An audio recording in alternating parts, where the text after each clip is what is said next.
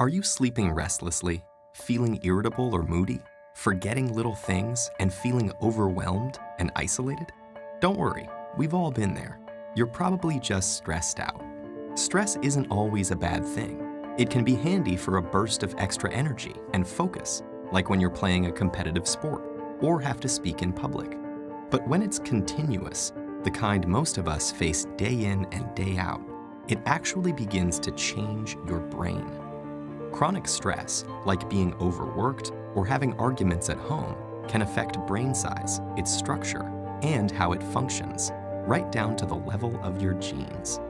Stress begins with something called the hypothalamus-pituitary-adrenal axis, a series of interactions between endocrine glands in the brain and on the kidney, which controls your body's reaction to stress. When your brain detects a stressful situation, your HPA axis is instantly activated and releases a hormone called cortisol, which primes your body for instant action. But high levels of cortisol over long periods of time wreak havoc on your brain. For example, chronic stress increases the activity level and number of neural connections in the amygdala, your brain's fear center. And as levels of cortisol rise, electric signals in your hippocampus, the part of the brain associated with learning, memories, and stress control, deteriorate. The hippocampus also inhibits the activity of the HPA axis, so when it weakens, so does your ability to control your stress. That's not all though. Cortisol can literally cause your brain to shrink in size. Too much of it results in the loss of synaptic connections between neurons and the shrinking of your prefrontal cortex, the part of your brain that regulates behaviors like concentration, decision-making, judgment, and social interaction. It also leads to fewer new brain cells being made in the hippocampus. This means chronic stress might make it harder for you to learn and remember things, and also set the stage for more serious mental problems like depression and eventually Alzheimer's disease. The effects of stress may filter right down to your brain's DNA.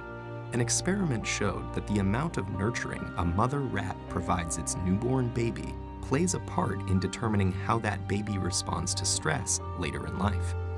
The pups of nurturing moms turned out less sensitive to stress because their brains developed more cortisol receptors, which stick to cortisol and dampen the stress response.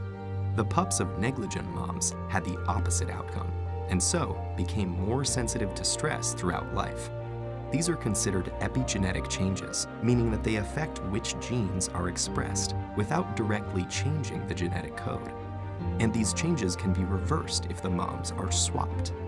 But there's a surprising result. The epigenetic changes caused by one single mother rat were passed down to many generations of rats after her. In other words, the results of these actions were inheritable. It's not all bad news though. There are many ways to reverse what cortisol does to your stressed brain. The most powerful weapons are exercise and meditation, which involves breathing deeply and being aware and focused on your surroundings. Both of these activities decrease your stress and increase the size of the hippocampus, thereby improving your memory. So don't feel defeated by the pressures of daily life. Get in control of your stress before it takes control of you.